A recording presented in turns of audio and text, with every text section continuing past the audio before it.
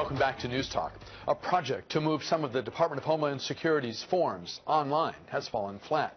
The Washington Post reporting this day that the U.S. Citizenship and Immigration Service was supposed to have finished its transition from paper forms to digital 2 years ago, but things are behind schedule and over budget, and that's putting it mildly. Washington Post reporter Jerry Marcon joins us now from the paper's newsroom in Northwest. Jerry, it's great to have you with us today. For folks who get the traditional paper like me, your story is one above the fold, and for good reason. I'm glad you're still out there. Thank you. Talk to us about what you found, because no one will fail to be upset or angry when they read your story. What did you find? Yeah, it's not actually some forms. It's pretty much all forms. You know, the U.S.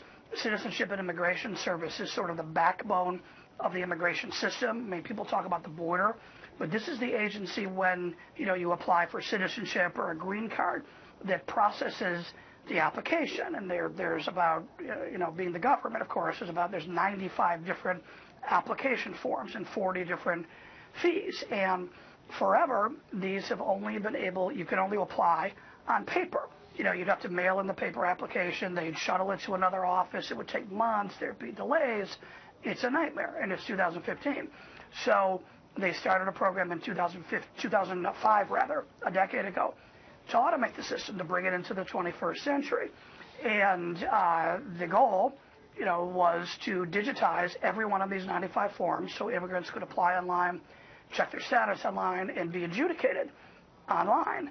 And they've spent over $1 billion, and as of right now, they've got one form online, and it doesn't work very well. How can they have spent so much? And you know, I guess for perspective, you know, we've seen this in other areas, and this happens undoubtedly in the private sector too, with a whole lot less scrutiny. But this is money that's come out of people's pockets, that's gone into the government to benefit society as a whole, and as best we can tell, you might as well have thrown it out the window or into the garbage. How could they spend so much money and so much time and have, as you say, one of 100 forms done?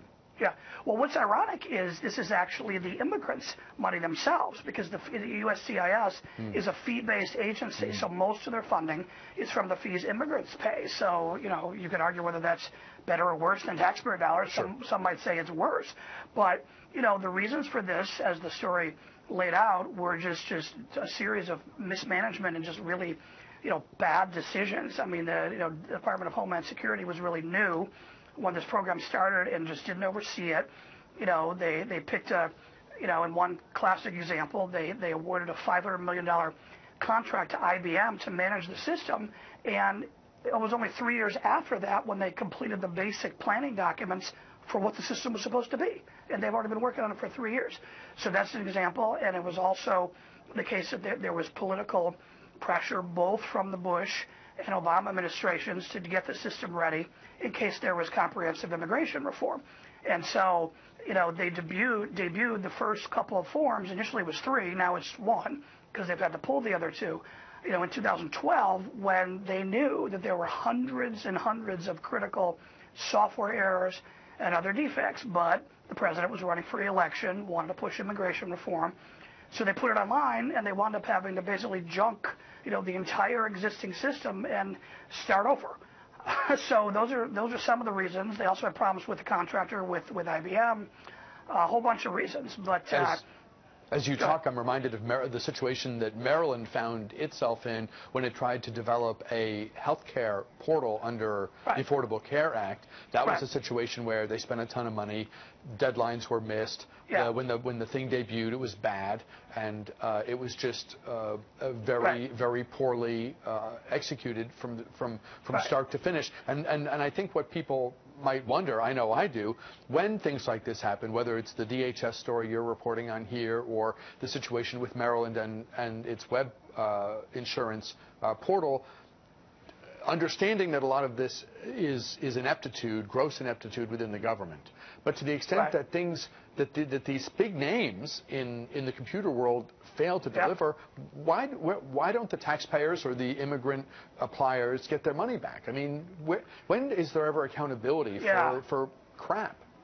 This, you know, this is one person in Congress I spoke with. This was actually not on the story, but told me that the failure of this project is sort of the dirty little secret in Washington that everybody knows, but nobody talks about.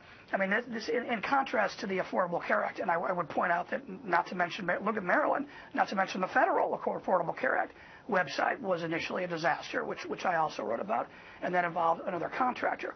So, you know, it's really the Department of Homeland Security's responsibility. They're the third largest cabinet agency.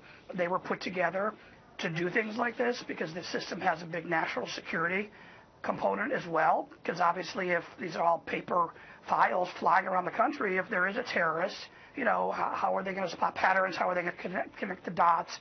Which was the purpose of DHS to begin with.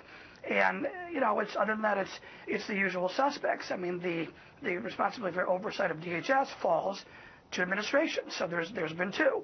And, you know, the DHS has certainly woken up in the last 4 or 5 years and focused on this, but you know, it's almost become a tiger now it's really hard to wrestle. They do say, by the way, that it's on track now, for what it's worth. So we'll have to see. It's now scheduled to be about $2.5 billion over its original price tag, which was $500 million, and it's scheduled to be ready in 2019.